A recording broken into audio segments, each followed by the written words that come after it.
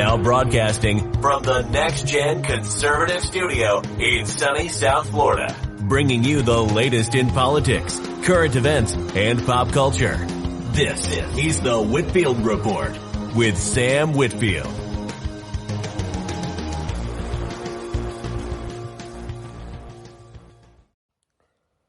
Hey there, folks. Welcome to the Whitfield Report. I am your host, Sam Whitfield. And in this episode of the podcast, I want to do a brief episode on Afghanistan and kind of the whole situation that has gone on in that region. And to be honest, this is going to be kind of an off-the-cuff podcast, as it were, so to speak, because I did this podcast using Spotify Greenroom, which is kind of the equivalent of Spotify's equivalent of Twitter Spaces and or Clubhouse. If you've used any of those apps, they're like social chat apps where people can, kind of tune into live conversations, kind of like live radio almost. And I've just had some thoughts about Afghanistan. And that whole conflict that I've kind of been brewing at the back of my head for the past couple days, and sometimes you just got to get those out, right? And some people like to journal, some people like to write and blog, and I like to podcast, right? That's kind of been my go-to narrative for years now. So I did this on Spotify Greenroom, off the cuff. Kind of raw, kind of clunky, not refined like I usually like to do the podcast. But I did have Dictator Phil join me for this episode. For part of it, at least. He is an Afghan war veteran as well. And he's had a lot to say about this on Twitter. And I'm sure I'll have a lot more to say in future episodes of the Whitfield Report about this. But for now I just decided to do an off-the-cuff podcast. So, a few other things before we start the show. Apologies for those of you who've been listening to the podcast who have missed the last couple of episodes. Over the past few weeks, I've had some actual technical errors with the podcast, with getting the audio file. The last podcast, as it were, this week's previous episode, my microphone that I use with my with my MacBook, the external podcast microphone I usually use, just decided to break, or rather the USB port decided to break with it, so now I can't use it. I'm going to try to get a replacement for it, but I don't know if that's going to be possible here immediately. And then, the week before that, Streamlabs, the software decided to crash on me completely, and now Streamlabs also doesn't even want to update for me right now, folks. So as a result of that, I haven't been able to get any of the podcasts from the last 2 weeks up. I'm going to try to do that, but I decided that I would drop this exclusive audio podcast for you guys here right now. So anyway, I appreciate you listening. And without further ado, here is, this week's Wednesday/Thursday edition of the podcast. Enjoy, and thanks for listening.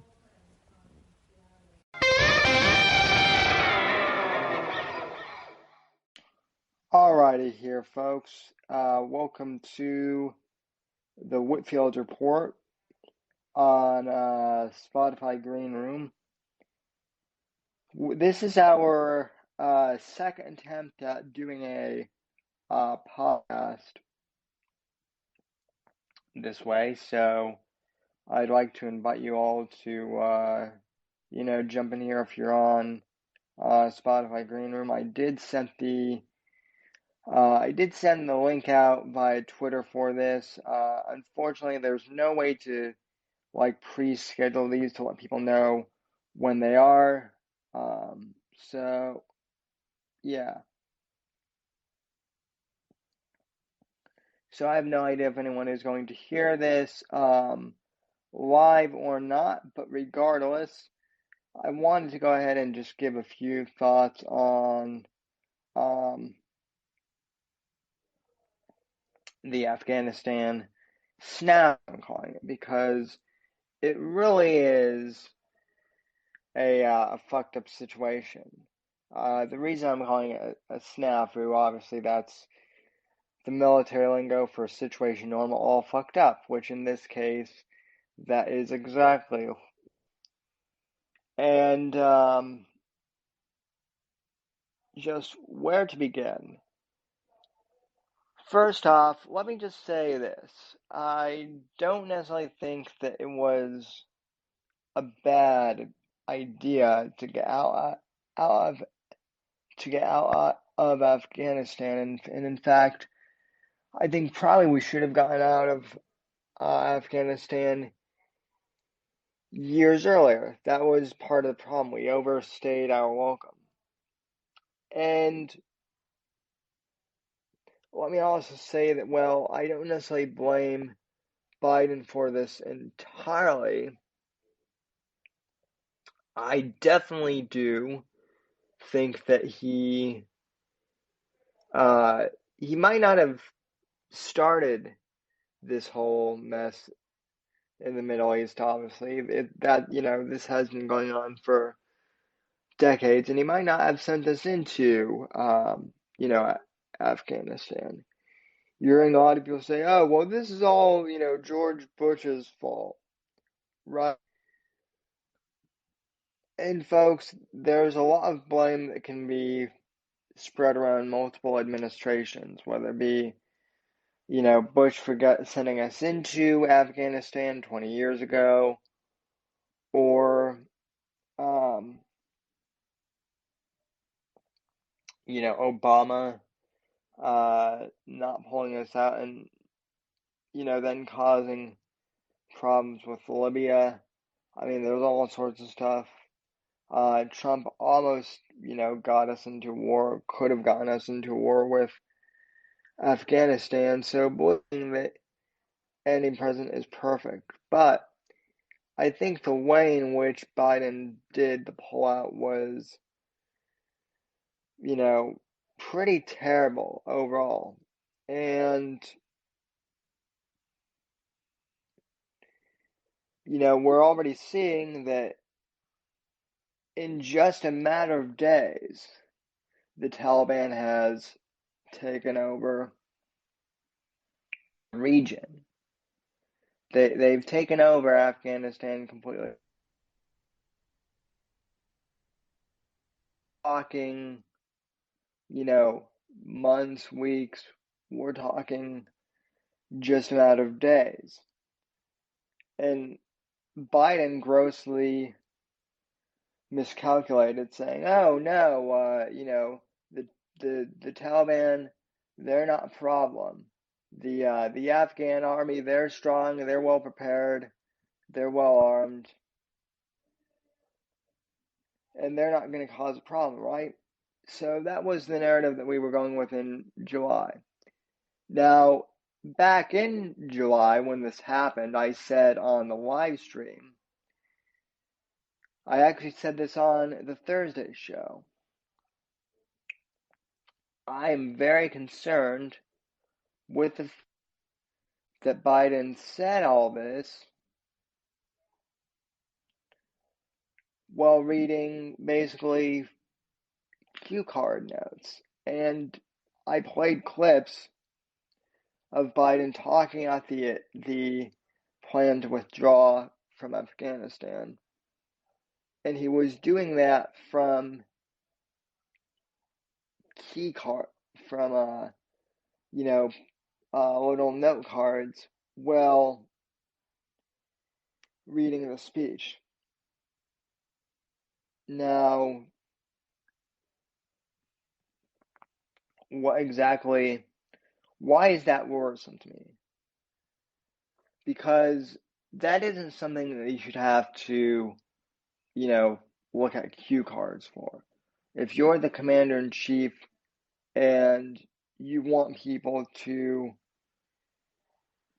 take you seriously, especially in matters of national security and foreign policy, and something as monumental as pulling out of a region like that, you should have that pretty down pat. And yes, I get it. He's 78 years old. He's old.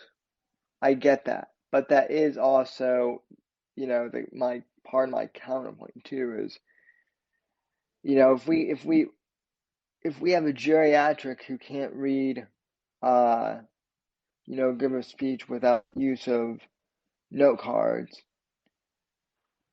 then perhaps he shouldn't be making foreign policy decisions, right? And the fact that he also grossly, he made the assertive statement clearly that the Taliban wouldn't be a problem, despite the fact that his advisors in the military were all saying that it would be a problem. Absolutely.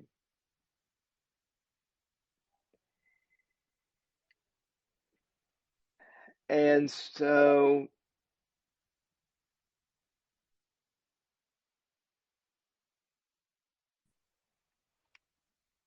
over the course of time, it seems like he just announced we're packing up, leaving immediately. This wasn't like a concise, planned out thing.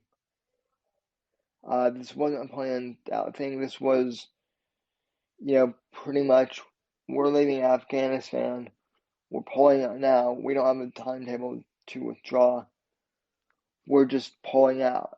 And he pulled out too fast of the region, and the Taliban was ready to take over and strike.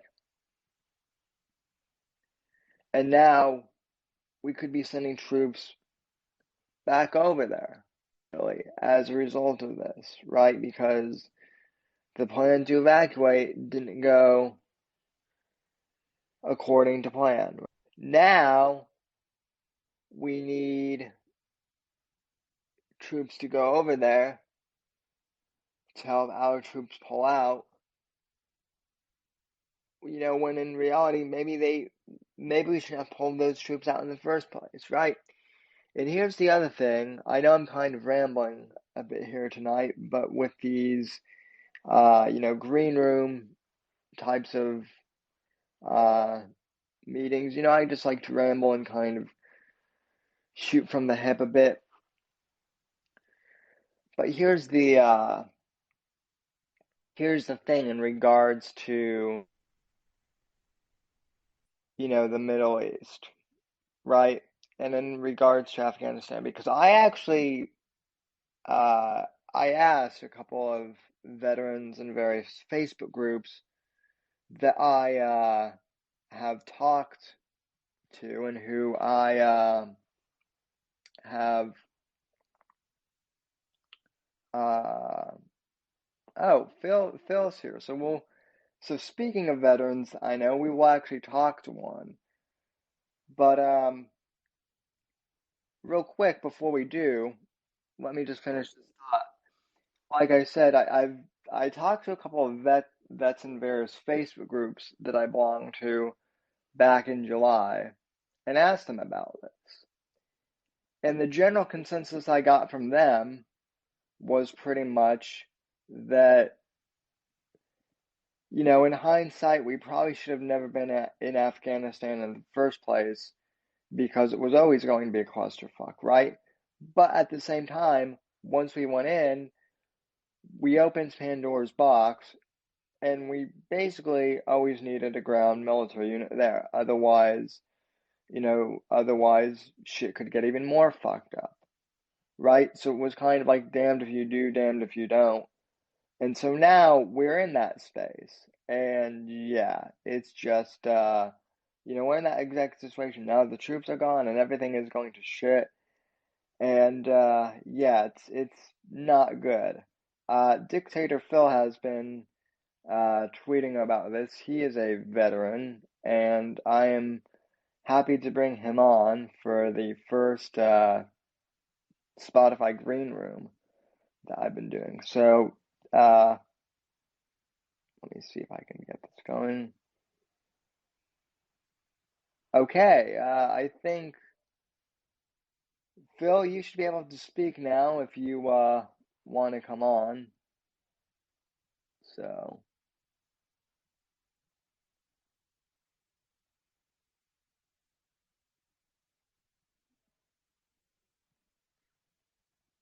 Um,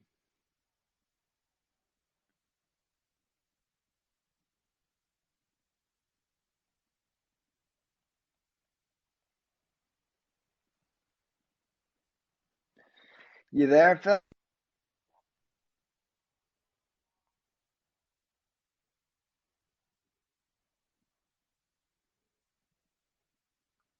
Okay. Yeah, I just granted the request to speak.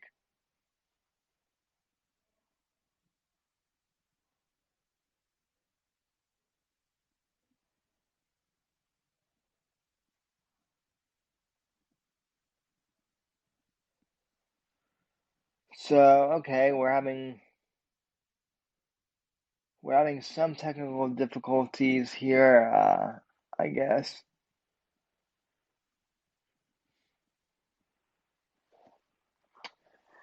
But anyway, yeah, while we're waiting, and it's the other thing that I'm pretty amazed by is the fact that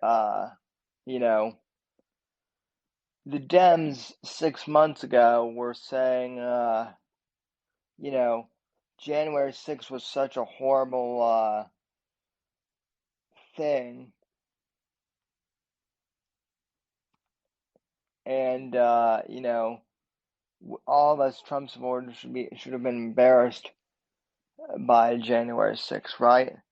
And we had to live with the consequences of voting for Trump and having to deal with the fallout of January 6th, right?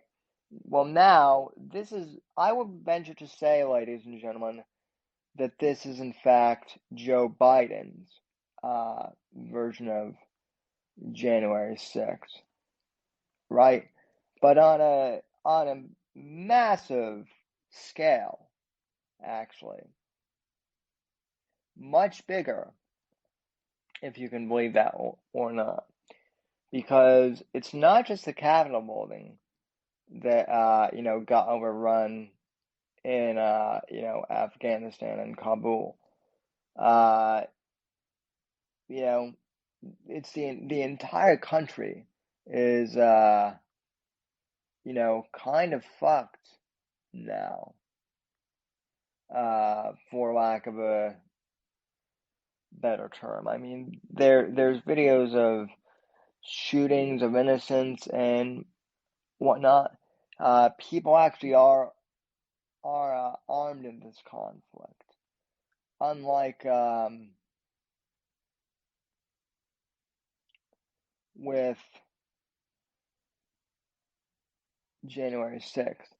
Hold on, folks. I'm trying to see if I can get Phil back on.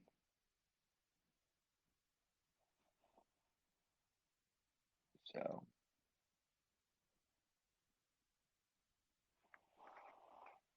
all right, maybe I need to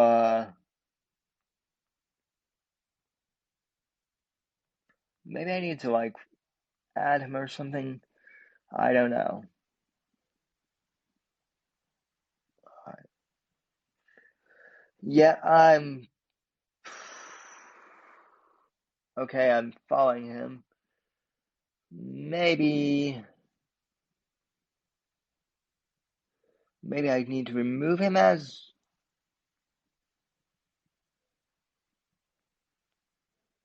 Okay. Invite to speak. Okay. Let's see if this goes through now.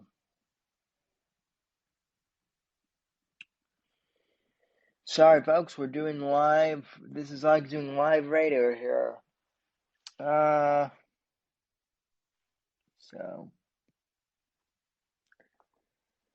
But yeah, there is actual violence in the, let's see here. Okay, there we go. Can you hear me? Yeah, hey Phil, what's going on? Apparently a lot this week.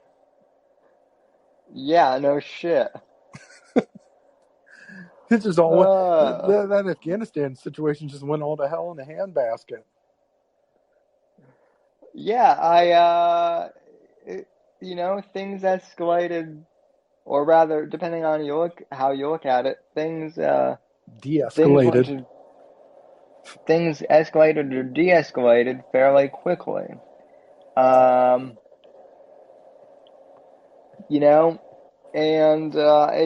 it's amazing what I mean. It's honestly amazing to me, the fact that like it didn't even take the Taliban. It took them just a mere few days to take over the entire region of Afghanistan. Yeah, I mean, I would say this is probably the worst military blunder since Saigon. And I don't, and obviously I've never been to Vietnam, but at least Saigon took months for the blunder to happen. Like this took like fucking 10 days or something. Like, and it cost, I can't imagine it cost as much, or we gave up as much as we did. I mean,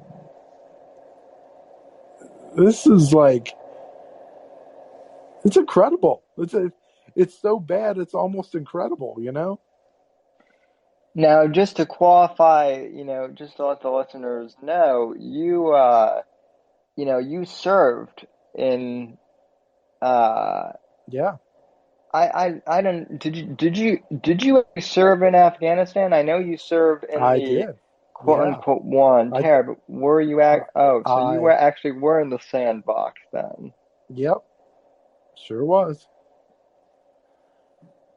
So yeah. So as I mean, so I know that you were pretty fucking pissed well, not just you, but pretty much every veteran I know was pissed at what happened.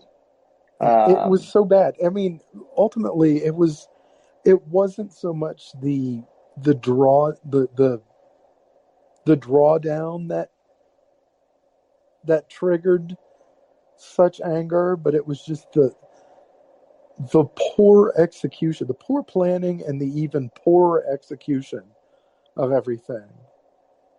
Um, yeah, and it's like the fact that the Taliban ended up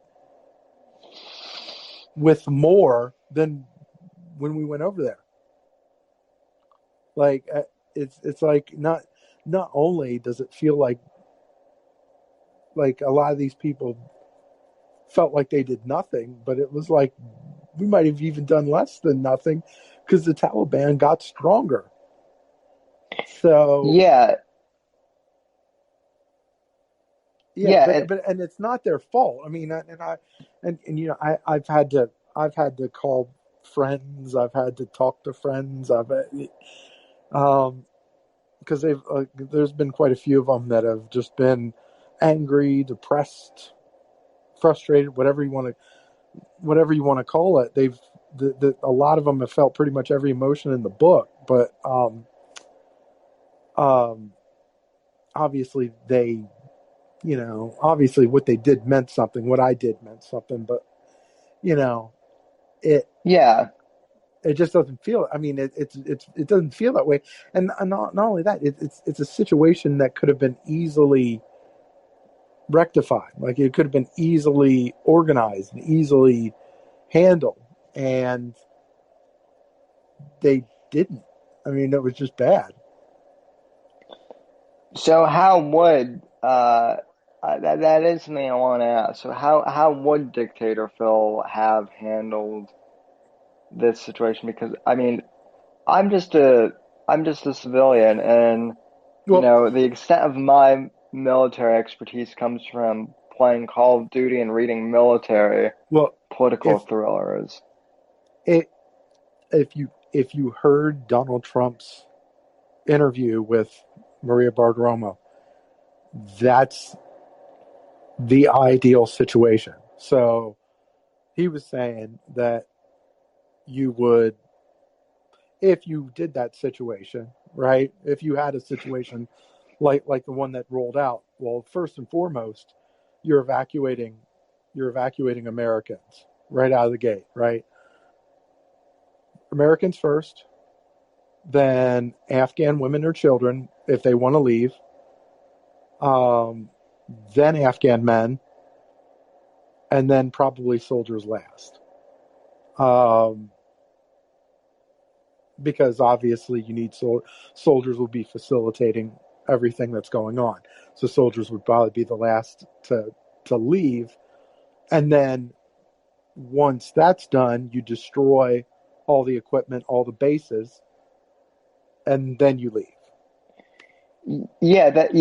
That's the other thing too that like perplexes me about this whole thing is like regardless of which side of the aisle you're sitting on, and we have a few people listening live with us. I don't know what their affiliation is or anything, but like regardless of what side of the aisle you're on, it seems pretty uh you know it seems like pretty common sense that if you're going to leave,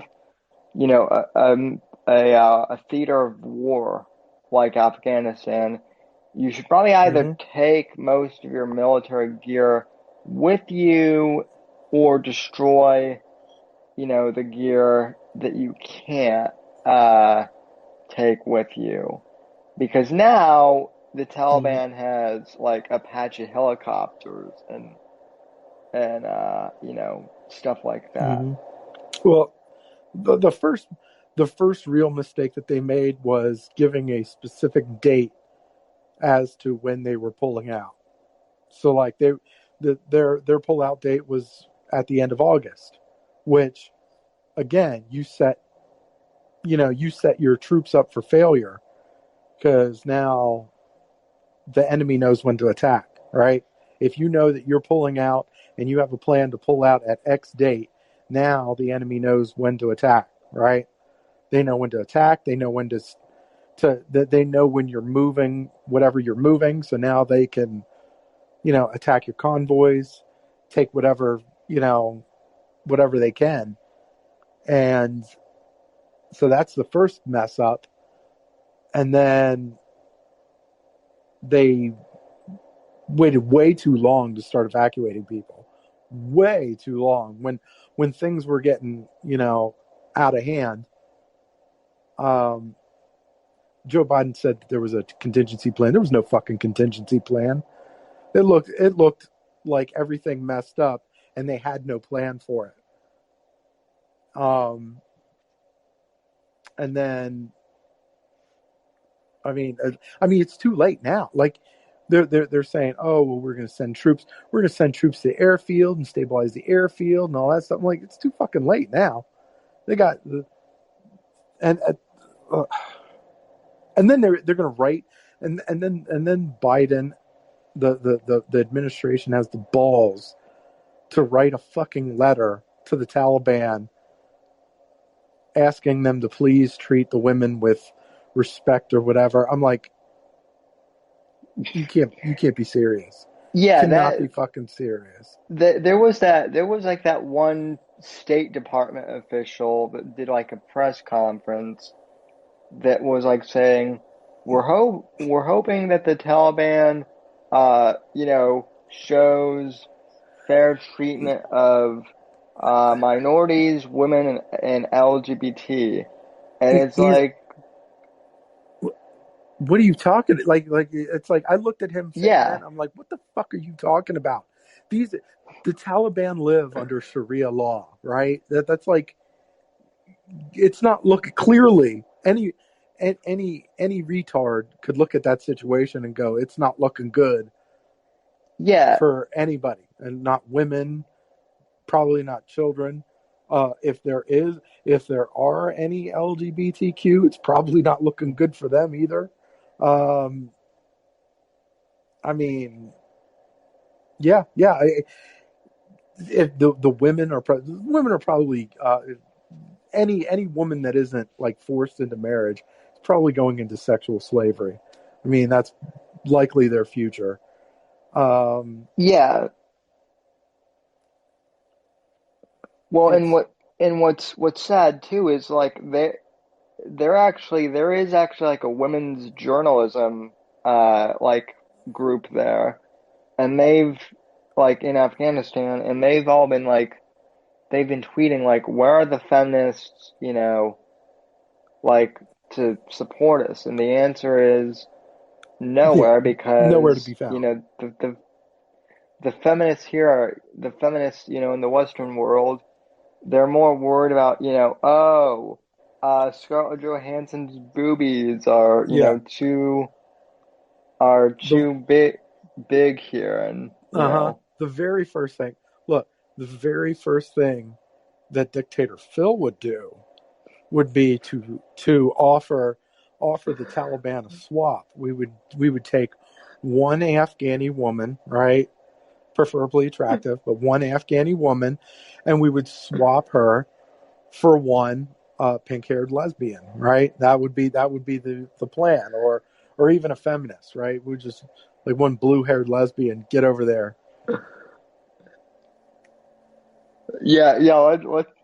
yeah, let's see how long they last over there. Mm. Like I was even looking at. I had to I was rewatching the videos, where the side by side videos of they had a there's one YouTube video that had a Chinese recruiting video, military recruiting video, a Russian recruiting video, and this one of the last uh, army videos that had like the woman with two mothers, and like just awful. It's so bad. And like you tell, we are not in a good way right now. Yeah, no, yeah, no. When it's really telling that they're worried about, about trans people being represented in the military. You know, whereas like no one else really in the world, not even the Brits really, who I would argue are pretty, socialist, in terms of this stuff. Not even they're, playing with this type of stuff. So, Yeah, they're not playing game. These other countries aren't playing games. You think Russia's playing games with this shit? You think China's playing games with this shit? Like, no, they understand the seriousness that is involved in military, and here we are doing fucking social experiments. well, and that's the other thing too that I want to, that I want to bring up, because our friend Sean, who should probably be in here listening to this, that little curly-haired bastard, he tweeted out, or I guess retweeted something from one of those like Chinese quote unquote think tank groups, which we all know those are like government sponsored usually. Mm-hmm. So it's probably an arm of the Chinese government, like tweeting something out about Taiwan, soon, and the Americans won't be able to help you. Like Yeah. they tweeted that openly, like, and Mm-hmm. it wasn't even like a coded, threat or anything like that. Like China basically threatened, Taiwan openly on Twitter, and I mean, I hate to say it, but the Chinese are kind of right because, based on Biden's, response, like they're weak, and so Well, I'll say this: the troops are as good as they our troops are still as good as they come. Our special forces, our rangers, our airborne units are still the best soldiers in the world. However, that only gets you so far when your generals and your politicians that are above you are corrupt as fuck. The lid yeah. is placed on them, and it doesn't look like China seems to have that problem. Well, all China. I mean, let's face it, China's government is corrupt as fuck too. But Mm-hmm. the difference is they use their military as an authoritarian force, not as a peacekeeping force, like like we do largely. And I know that there are a bunch of lefties that are going to be screaming, "Oh, what about U.S. killing dead children?" No, not even the same thing. But yeah, I Mm-hmm. mean, China is just they're going to be able to roll in and you know I mean, if you into really wanted, Taiwan and take over. yeah, if you really, I mean, honestly, if you really wanted to do your conspiracy theory game, you could say that, okay, well, why did Joe Biden create this date, right? The date of late August to pull everything out. Uh, I mean, the Chinese, it seems like the Chinese put pressure on this government because they were already China was already here. They already had an embassy in Kabul and everything. Like they already said they were willing to work with the Taliban. They were willing to recognize them as a legit government, and like all that seemed very convenient. And we all know what kind of relationship Beijing Biden has with the Chinese, and we know what kind of we know that Afghanistan has a lot of minerals and mainly lithium and um, a bit of precious metals. And I mean, it's possible. It's possible the Chinese pressured Biden to act, and he might have. I mean, Yeah, well, this goes back to the whole laptop thing too. And I mean, I mm-hmm, know that there are probably going to be some people who are like, "Oh, you guys are really diving into conspiracy stuff." But I mean, you know, Hunter Biden was doing business with the Chinese. Like, that's not a that's not even like a conspiracy or a secret, really. mm-hmm. That's out there, and but we're expected to believe, oh, his business dealings had nothing to do with Biden when he was vice president. But yet, Donald Trump, we're supposed to panic when he builds a private hotel as a private citizen in Moscow.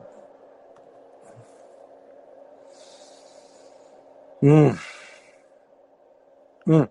All right. let me hit you back up. I gotta this thing I'm on is going out. I will be back in a little bit. All right. All right.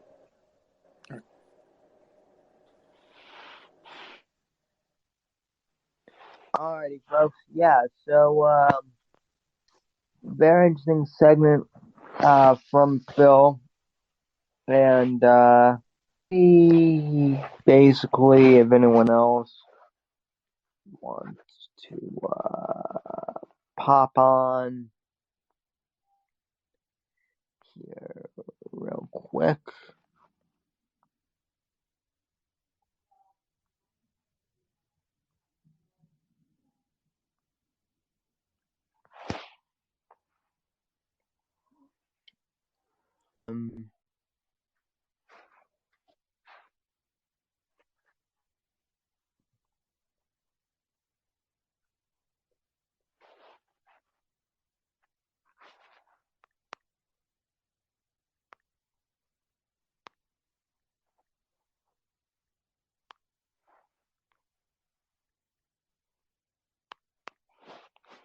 All right. Yeah, we're still alive. We're still gonna be here for a little bit longer. I think we're almost at a full 40 minutes here. So yeah, what Phil was saying, everything he has said so far, I completely agree with.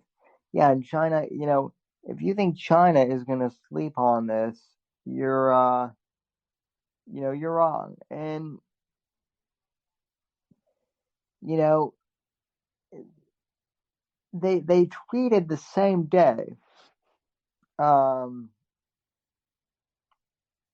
as when this was all going down. They tweeted within a matter of hours that Taiwan was no longer going to be safe, right, and that they were going to move in on Taiwan. So, what are we supposed to do with that, folks? I don't know. I just don't really know at all.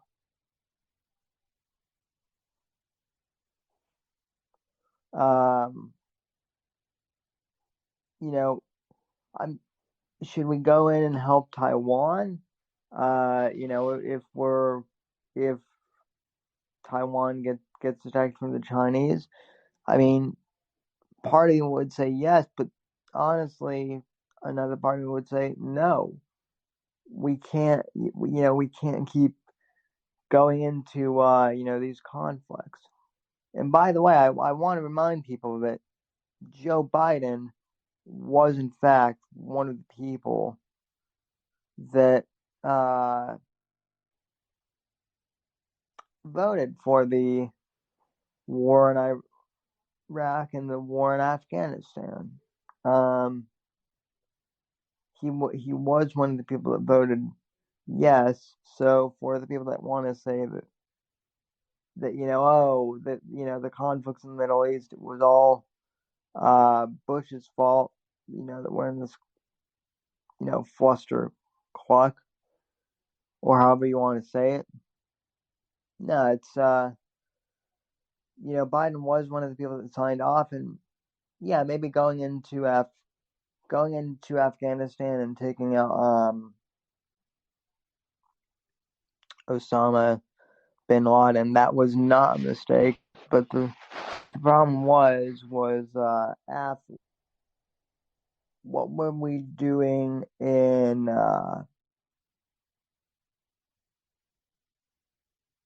what were we to stand for so long after?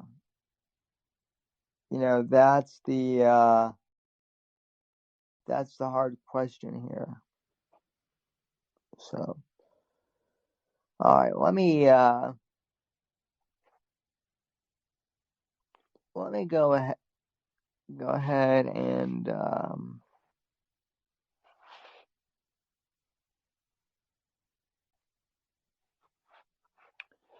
see if if any of the followers are here.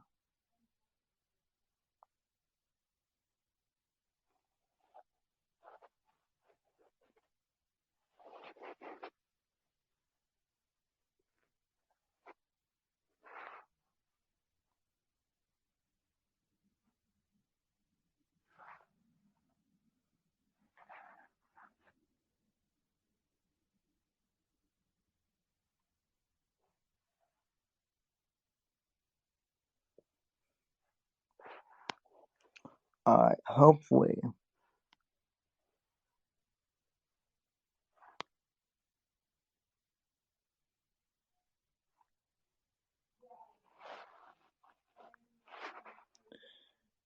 Hopefully this thing will... Hopefully we can get some people on the old twatter here.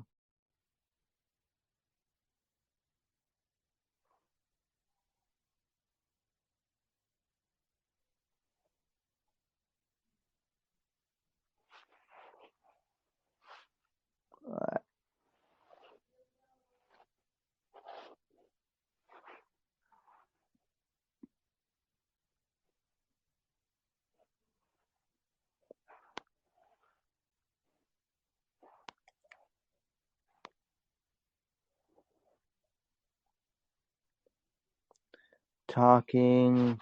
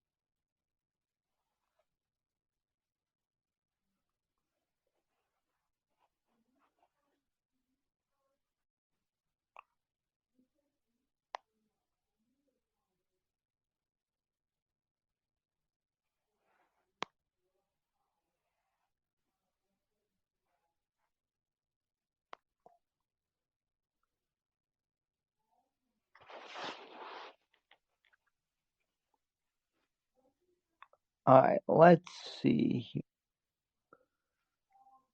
So, yeah. Sorry about all the pauses and interruptions here, folks. I'm sure this isn't very, entertaining for the podcast. Listening to this. This is us doing, I guess, a new form of radio. So, like I said, I'm going to try and see if we can get, a way of scheduling these things so that people can join in and listen. So, let me see here. I know that people can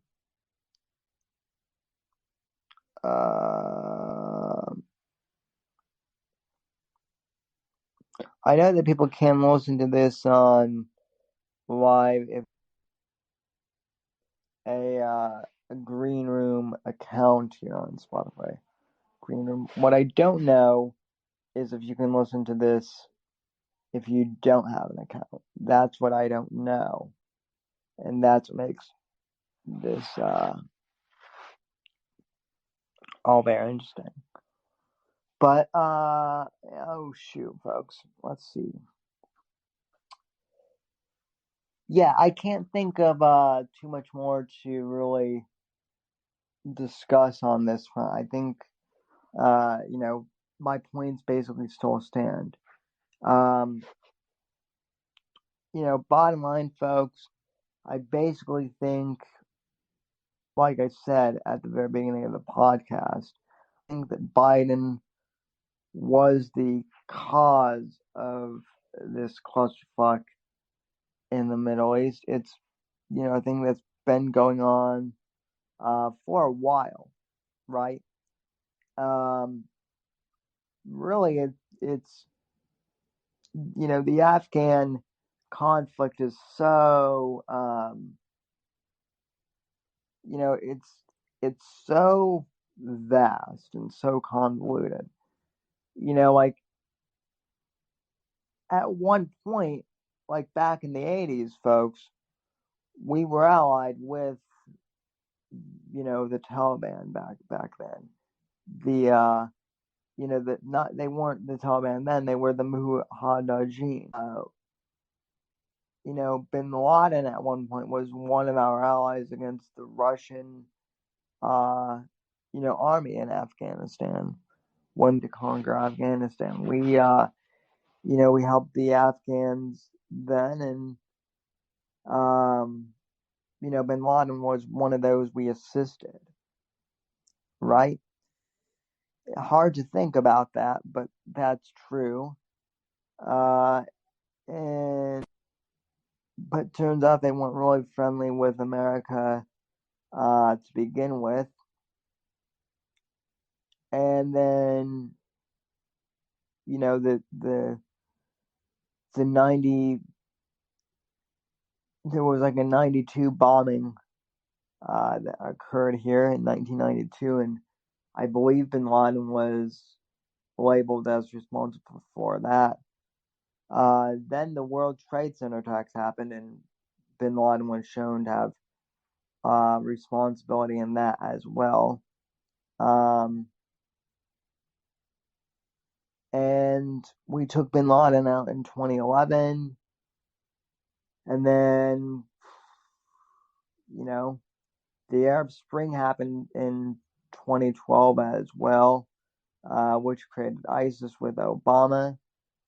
And then Trump came in and took out ISIS and whatnot, and, with his administration, and then droned, Soleimani. I actually was worried that was going to start a war myself, but it didn't, thankfully. Now we have this latest clusterfuck. So, like I said, folks, I don't know what to think, ladies and gentlemen. Like I said, I know this was a real impromptu show tonight, but I wanted to do something here with the Green Room. Just see what, was happening. Who tuned in to watch, or I guess listen in on this, and for the people listening to this on the podcast, thank you for tuning in as well. And real quick show notes, I am in the process of trying to get my microphones back up and running in the streaming software for Saturday's show, but we're still dealing with technical difficulties, so I'll let you know where that all goes. But in the meantime, folks, thank you for tuning in. God bless. God save this great nation. In that order, and I will see you on the next episode of the Whitfield Report podcast.